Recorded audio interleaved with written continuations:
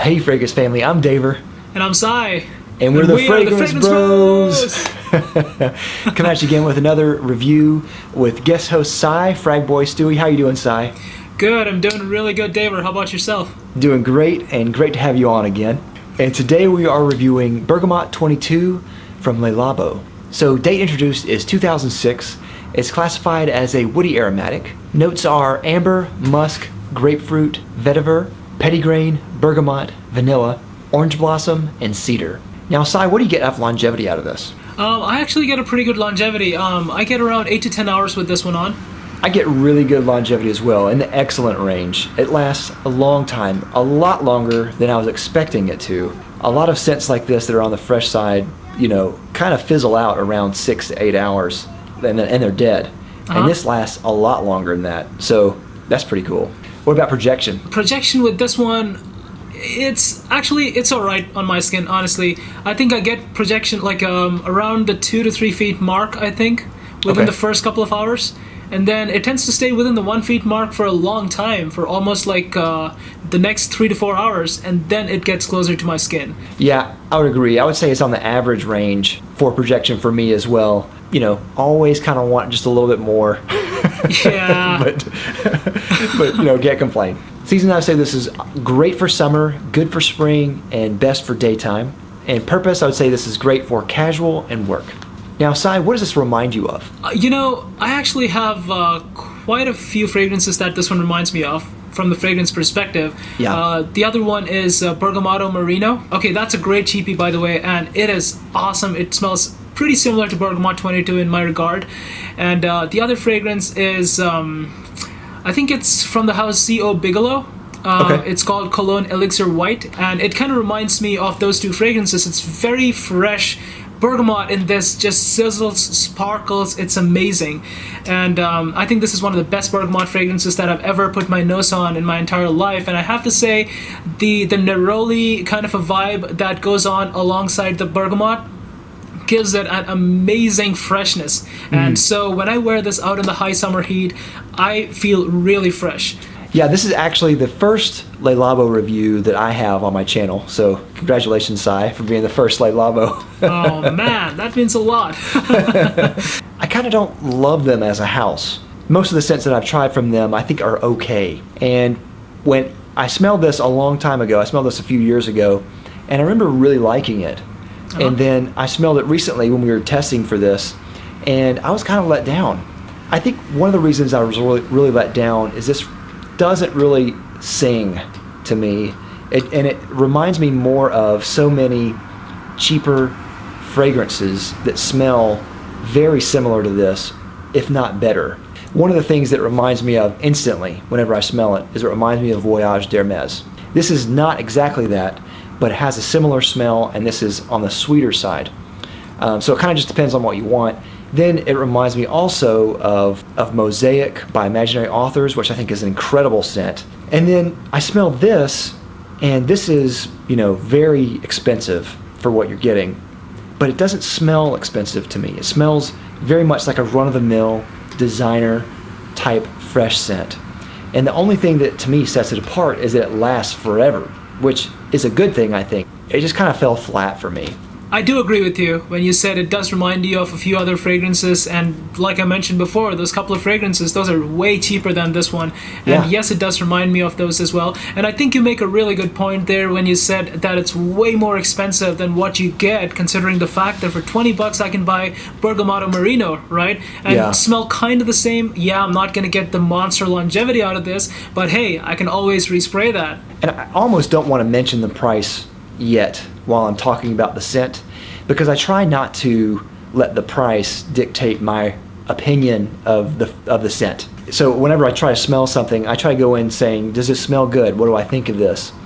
In this case, it kind of has a little bit, just because I know how much they cost. I know how much Labos cost. They're a lot. Now, I will say, this is a good scent. This is a good scent. It is not bad at all. It smells good. It smells very good. Yeah. But it just smells so much like good scents already that are already established at a much cheaper price point. Whenever I'm buying something that is this much money, to me, I want to have a good value for what I'm paying. And part of the value that we kind of just assume into the cost is, does this smell as good as it costs? Is this unique enough for me to spend $200+ on a scent? Yeah. And it's not. It's not unique enough. But it smells good. If someone were to give this to me, I would wear it. Yeah. And I would wear it a lot because it smells great. During the spring and summer, I would rock it. There's just not a great value here. Yep, I agree with you on that. Yeah. As for the scent itself, I do get a lot of bergamot, I get a lot of grapefruit, petitgrain, musk, and as it dries, it becomes a little bit more woody, and I even get hints of caramel in there towards the dry down, which is kind of a surprise, a pleasant surprise. Yeah, I almost never get a caramel out of this fragrance, but happy for you. It's very casual, it's very unisex, and it's very safe, and those can all be good things, I think. Now, Sai, what about compliments? Actually, compliment factor has been pretty high in my world with this fragrance because it's so fresh, so nice and bright, and it's just fresh. And so for that reason, I think people around me really enjoy smelling this on me. I have had a couple of people ask me what this was, and I've told them what this was. And after I told them the price, they were like, "Oh man, that's seriously." But yeah, compliment factor has been pretty good. If I were to rate, between 1 and 5 on the compliment factor, I would say it's a 4 out of 5 for me. Okay. Yeah, my wife loves this. I mean, she really likes it. She loves how fresh it is. She always loves fresh scents. And when I told her the price, she was like, "Oh no, it's not worth the price."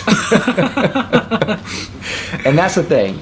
I think your friends got it exactly right, and my wife got it exactly right. It smells really good. It's just, it doesn't smell good enough for the price. And when you tell someone the price, like your friends were gutted because they're like, "I can never afford that now." Absolutely, yeah. They kind of ask me, "Are there any cheaper alternatives?" And that's when I tell them the cheaper alternatives, and they're like, "Well, thank you. I'm just going to go with that because I'm never buying Bergamote 22 for how expensive it is." Yeah, I agree. I think this is a scent for enthusiasts. I don't necessarily think this is for a scent for everyone. This is for people with a lot of money that just love Le Labo and don't mind how much they're spending, or people who just really love scents in general, like you and I. Yeah. But I think the average person would never spend this much money. Oh, absolutely. It's the same equation as Royal Oud and Lomani Intense Black, right? You could buy Intense Black for $20, but then Royal Oud costs you upwards of $300 for a 4 ounce, and they kind of smell similar, to my nose at least. And people have told me so as well. So yeah, it totally depends on like what you want. If you're really careful about those subtle differences that you get in those scents, then yeah, it's for you. If not, then it's not. So that brings me to the price, which is $240 for a 100 ml bottle. Not great. It's not the worst I've ever seen. I think Tom Fords are more expensive than that, and I've talked about Tom Fords, and I like Tom Fords. I think sometimes they have good value with Tom Ford. This to me is just not worth the value that you're getting because you're getting a designer level scent for $240. So to me, the value is not there. But if you really love it, it lasts a long time. It's very safe. It smells great. It smells really good. Just to me, it's just not worth the cost. And like I said, if someone were to give me this scent, I would wear it. I mean, I like it okay. It's an okay scent. I have other scents that smell like it already, but I would still wear it. So, Sai, final rating, what do you give this? I would actually say this is a 4 out of 5 for me. I'm going to go a little bit lower. I'm going to say a 3 out of 5. I think this is a good fragrance. I think there's nothing wrong with it. It smells good. It lasts a long time. That's really a plus. It just smells like other things, and that's the main downside. The secondary downside is that it costs a lot of money. So those come into play whenever I have to rate it. So 3 out of 5 for me. Not bad, just not great. So that's all we have for Bergamote 22. Do you like it, love it, hate it? Let us know down in the comments down below. And of course, if you haven't already, please like and subscribe down below. We'll love you for it. And we'll see you next time with another fragrance review. Thank you, Sai, for coming on again. Really appreciate it. It's great having you on again. Thanks again, David. Thanks again. Yeah. We'll see you next time. We're the Fragrance Brothers. Bye. Adios.